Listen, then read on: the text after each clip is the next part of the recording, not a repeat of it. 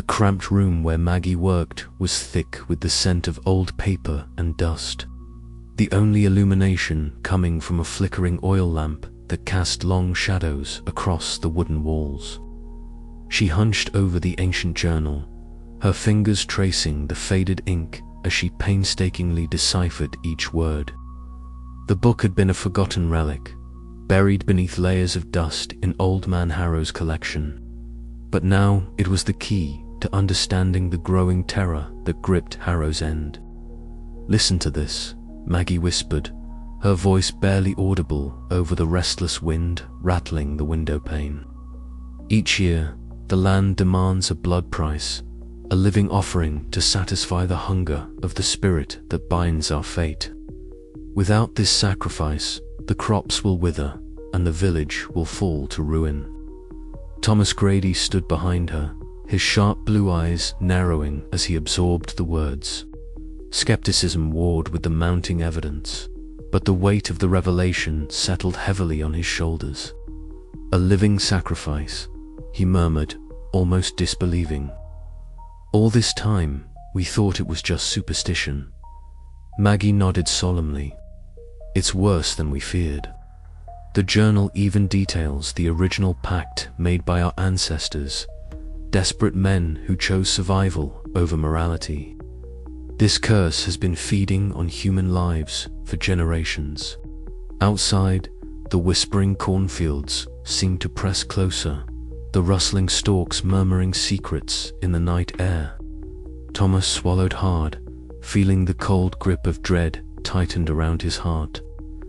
Word of Maggie's discovery spread quickly, and by nightfall the villagers gathered in the old community hall. The air was thick with unease, a palpable tension threading through the crowd as lanterns flickered, casting anxious glances among neighbors. Voices rose in heated debate.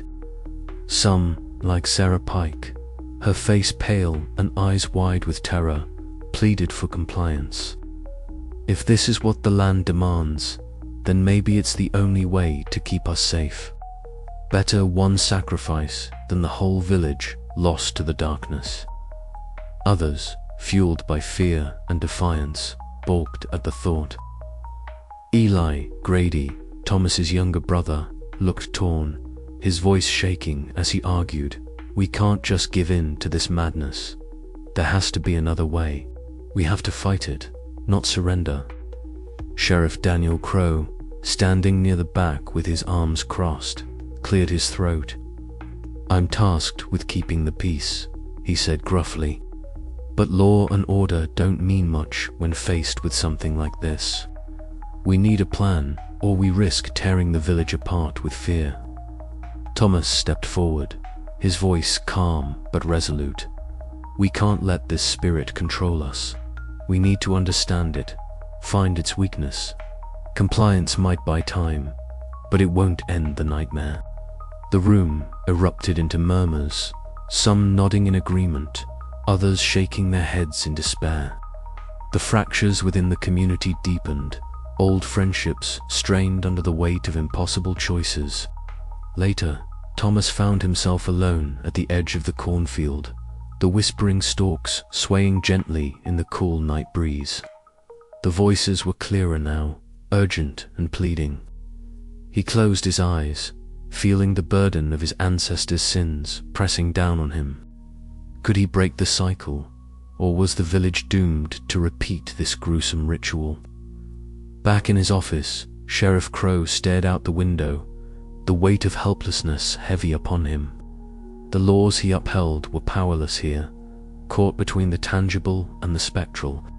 He clenched his fists, knowing the coming days would test every ounce of his resolve and the fragile fabric of their community. As the night deepened, the village of Harrow's End stood at a crossroads. The journal's secret had unveiled the terrible truth, and the villagers faced a harrowing choice: submit to the spirit's demands and perpetuate the cycle of blood, or rise in resistance and risk utter destruction. The whispers in the fields carried on, a chilling reminder that the darkness was far from over. And so, beneath the cold gaze of a harvest moon, The village held its breath, waiting for the inevitable reckoning that would decide their fate. The evening air was thick with unease as Thomas Grady stood in the small, worn kitchen of the family farmhouse. The faint glow of the stove fire cast flickering shadows across the faded wallpaper and the faces of the two brothers. Across from him, Eli's eyes were wide with a mixture of fear and frustration, the tension between them palpable. "You don't understand, Thomas," Eli said, voice trembling. "I've seen things, heard things in the fields. The whispers aren't just wind. They're warnings." Thomas shook his head, the lines of worry deepening on his weathered face. "Eli, you're letting fear cloud your judgment. We're farmers, not fools, chasing ghosts. There has to be a logical explanation." "Logical? What about the disappearances, the screams? Sarah Pike lost her sister last week, and now her husband's gone. That's not logic, Thomas. That's something else, something dark." The room was silent for a long moment, save for the distant rustling of the cornfields beyond the window. Thomas looked out, the stalks swaying gently as if alive, whispering secrets he was only beginning to understand. "I've always dismissed those old stories," he admitted quietly. "But maybe there's truth in them after all." Eli's expression softened, but the fear lingered. "If we don't believe, if we don't act, more people will be lost." Meanwhile, just a few houses down the lane, Sarah Pike stood in the village cemetery, rain mingling with tears as she knelt beside a freshly turned grave. The earth was dark and damp, the scent of rain-soaked soil heavy in the air. She placed a small bouquet of wildflowers on the mound, her hands shaking uncontrollably. "I don't know how to fight this," she whispered to herself, voice breaking, "but I can't lose anyone else." Back in the village hall, a tense meeting was underway. Villagers packed the room, their faces etched with worry and disbelief. Thomas stood before them, the weight of his newfound conviction pressing down on him. "The whispers in the cornfields are real," he said, voice steady despite the knot of dread in his stomach. "They demand a sacrifice. This isn't superstition anymore, it's a curse, and it's killing us." Murmurs rippled through the crowd, some skeptical, others fearful. Sheriff Daniel Crow sat rigidly at the edge of the room, his pragmatic demeanor clashing with the growing hysteria. "We need to stay calm and stick to what we know," the sheriff said firmly. "Fear won't save anyone." But Thomas could see the doubt flickering in his eyes, the same doubt that gnawed at him relentlessly. Later that night, Thomas wandered alone along the border of the cornfields. The stalks rustled with a voice that was no longer just the wind. It was a chorus of whispers, urgent and chilling, weaving through the air like a living thing. He stopped, heart pounding, and listened. The words were indistinct, but filled with menace, a dark promise of demands yet unmet. "What have we done to deserve this?" Thomas whispered into the night, the dread settling deep in his bones. As the whispers grew louder, Thomas realized the truth he had been resisting. The curse was real, and it was only beginning to tighten its grip on Harrow's End. The fragile bonds of family and community were fraying, and the choices ahead would test every ounce of courage he had left. The night pressed on, thick with shadows and the restless voices of the fields. Thomas knew the battle for his village's soul was just beginning, and there was no turning back. The sun dipped low behind the distant hills, casting long shadows over the village of Harrow's End. A heavy silence hung in the air, broken only by the restless rustling of the cornfields that bordered the settlement like watchful sentinels. Tonight, the villagers gathered in the central clearing, not with the usual festive cheer of the harvest festival, but with grim faces and whispered prayers. The time for appeasement had come. Thomas Grady stood at the edge of the crowd, his tall frame silhouetted against the fading light. His sharp blue eyes scanned the faces assembled before him, faces etched with fear, determination, and a desperate hope that this ritual would end the nightmare that had gripped their home. Beside him, Maggie Ellis clutched the worn journal, her auburn hair tangled and her expression taut with worry.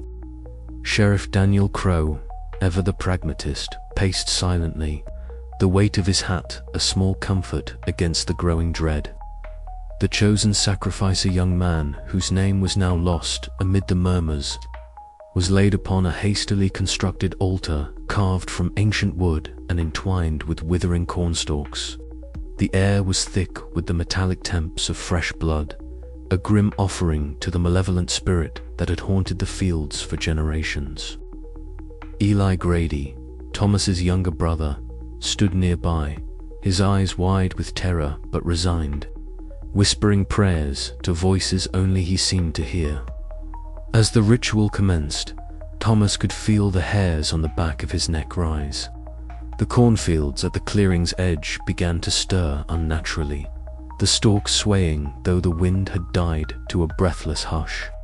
A low murmur rose, a sinister chorus of whispers that grew in volume and intensity until it filled the clearing like a suffocating fog. Then, without warning, the whispers twisted into anguished screams, ripping through the night with a ferocity that chilled every soul present. The ground trembled beneath their feet, and the shadows lengthened, coalescing into shifting forms that flickered like flame against the dark. Panic erupted as the cornfields seemed to come alive, stalks bending and snapping as if possessed by some ravenous hunger. Fences were torn asunder. Homes shuddered under the onslaught of this unnatural storm. The villagers scattered, screams piercing the night as the fields claimed another victim, dragging them screaming into the darkness. Thomas acted on instinct, grabbing Maggie's arm and pulling her to safety behind a shattered fence post. "We have to get out of here," he shouted over the roar of the wind and the crackling destruction. But escape was no easy task. The cornfields twisted and shifted, closing in like a living maze designed to trap them forever. Sheriff Crowe barked orders, attempting to rally the frightened villagers, but even his voice was swallowed by the chaos.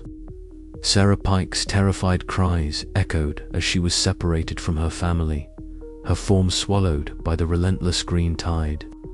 Thomas's heart pounded wildly as he searched for her, his mind flashing to the countless others who had vanished without trace. As dawn finally broke, the violent uproar subsided, leaving behind a devastated village shrouded in an eerie, suffocating silence. The fields, once vibrant and teeming with life, now stood still, their whispers stilled, but the shadow of menace lingering like a suffocating fog. Survivors huddled amidst the ruins, their faces pale, eyes wide with disbelief and sorrow. More bodies were missing, more families shattered. Thomas sank to his knees beside the altar, the bloodied wood, a grim reminder of their failure. The journal lay open in Maggie's trembling hands, its cryptic passages suddenly more urgent and terrifying than ever. The harvest spirit's demands had escalated beyond anything they could have imagined. No longer content with symbolic offerings, it sought a deeper, darker price. "It's not just a curse," Thomas whispered hoarsely, his voice breaking the heavy silence. "It's a hunger, and it's growing." Maggie nodded, tears streaking down her dirt-smudged face. "We have to find another way, before it's too late." But even as they spoke, the distant rustling of the cornfields whispered a chilling reminder. The darkness was far from done. The failed offering was not the end, but a terrifying beginning, and the price of survival would only grow higher from here, as the villagers began to pick through the wreckage of their homes and lives. An uneasy truth settled over Harrow's End, one that would haunt them long after the night's horrors faded. The harvest spirit was ancient, relentless, and hungry, and this time It was clear that appeasement through blood alone would not satisfy its dark appetite. Thomas stood, wiping the grime and blood from his hands. His gaze drifted toward the silent fields, where the stalks swayed gently in the morning breeze, as if mocking their defeat. The whispers had ceased, but their absence was not a comfort, it was a warning. In the depths of his heart, Thomas knew that the battle for Harrow's End was far from over. The spirit's hunger had only grown, and with it, the shadows that clung to the fields like a suffocating shroud. He took a deep breath, steeling himself for what was to come. The village needed a savior, and whether he liked it or not, that savior would have to be him. With the rising sun casting long fingers of light across the broken ground, Thomas Grady set his jaw and stepped forward into the heart of darkness that awaited. The night air in Harrow's End hung heavy with a tension that seemed to seep into the very soil, thick and suffocating. It was a night unlike any other, one where the familiar rhythms of rural life had been shattered, replaced by something raw and volatile. The village square, usually a place of quiet communion and celebration during harvest time, had transformed into a battleground of accusations and mistrust. Lantern light flickered against the faces of the villagers, casting long, jittery shadows that danced in time with their rising voices. Heated arguments erupted like wildfire, fueled by fear and the growing desperation that clung to every whispered word. "It's them," one woman spat, pointing a trembling finger at her neighbor. "They're hiding secrets, feeding the curse." Broken glass tinkled as a jar was hurled across the square, shattering on the dusty ground. The sharp sound seemed to ignite the crowd further, voices rising into a cacophony of fear and rage. Amidst the chaos, Sheriff Daniel Crow stepped forward, his form solid and unyielding like a bastion against the storm. His weather-beaten face bore the lines of years spent trying to impose order, and tonight was no different. "Enough."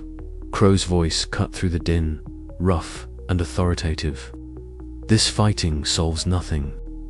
We have a curfew starting immediately," he declared, his eyes scanning the restless crowd.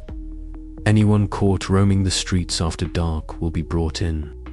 We need to keep the peace, if not for yourselves, then for the sake of the village." His words, meant to calm, only stoked the embers of suspicion.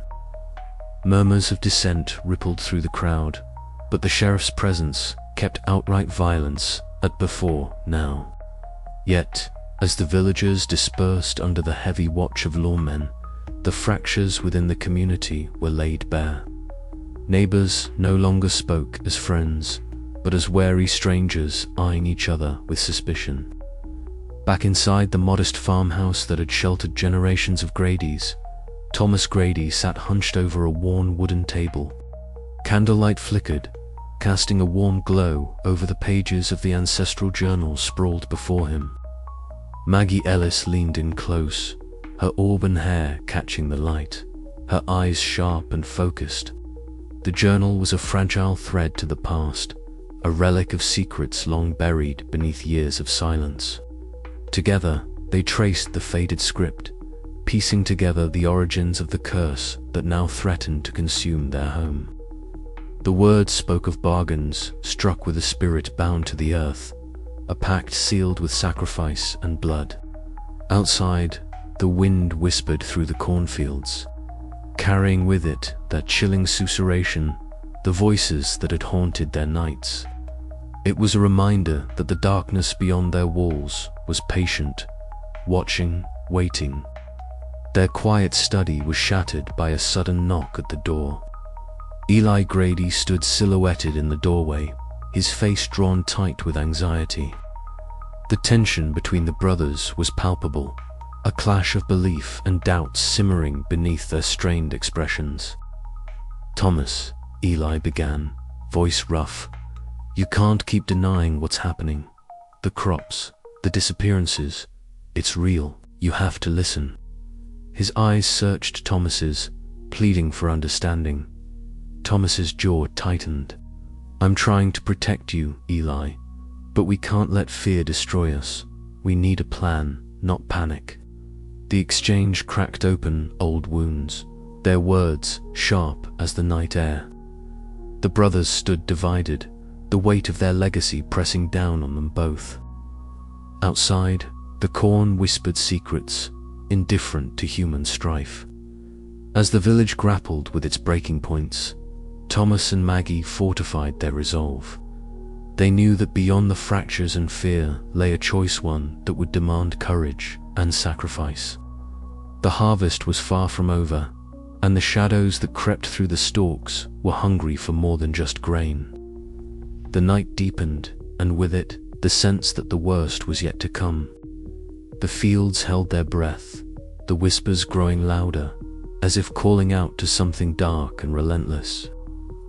Thomas closed the journal and met Maggie's steady gaze. "We don't have much time," he said quietly. "If we're going to end this, we need to be ready." Maggie nodded, determination hardening her features. "Then we'll face it together. Whatever it takes."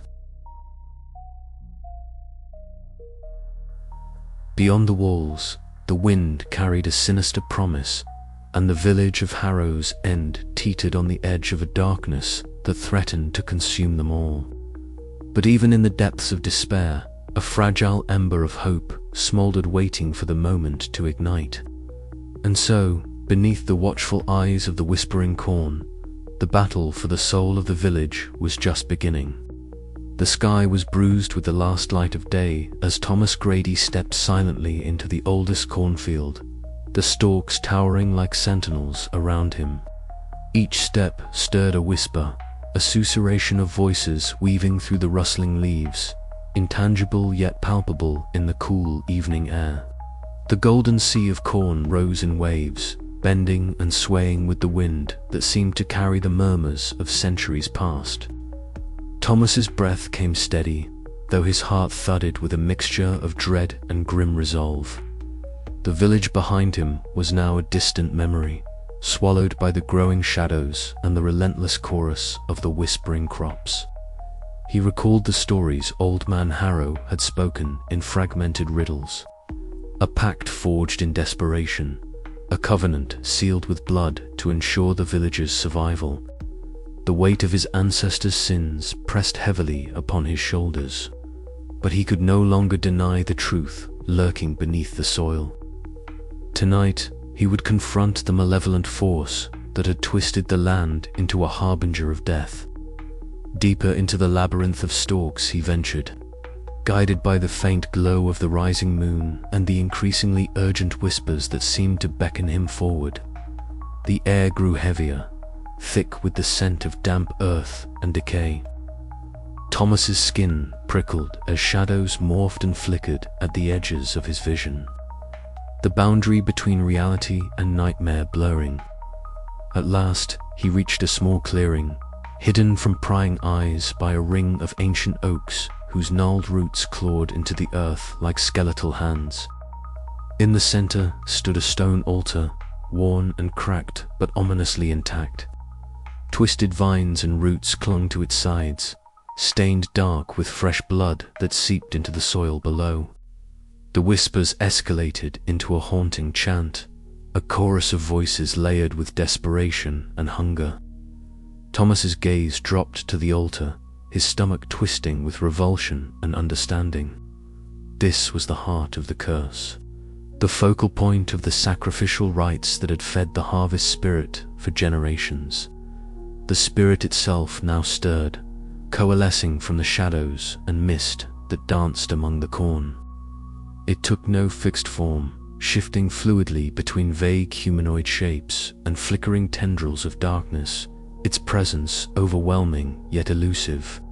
A voice, or rather many voices intertwined, whispered directly into Thomas's mind, carrying the weight of ancient wrath and insatiable hunger. The blood must flow, the spirit murmured, to feed the land, to keep the harvest bountiful. The pact is unbroken. Thomas swallowed his fear, gripping the rusted farming knife he had brought. His thoughts raced. Was he to become another victim, another sacrifice to appease the cursed soil? Or could he shatter the cycle that had bound his family and village for centuries? The spirit's whispers grew louder, pressing, demanding. "I will not be your pawn," Thomas declared, voice steady despite the tremor in his hands. "This ends tonight." The spirit's form twisted in a swirl of shadows, the air thickening with a chill that seeped into his bones. Yet within Thomas burned a fierce defiance, a determination forged from love for his community and the burden of legacy. As stars blinked coldly above, Thomas prepared to face the darkness, knowing that the path ahead would demand sacrifices beyond reckoning. The whispering cornfields held their breath, waiting for the outcome of this desperate confrontation. And beneath the moon's watchful eye, the harvest of shadows began.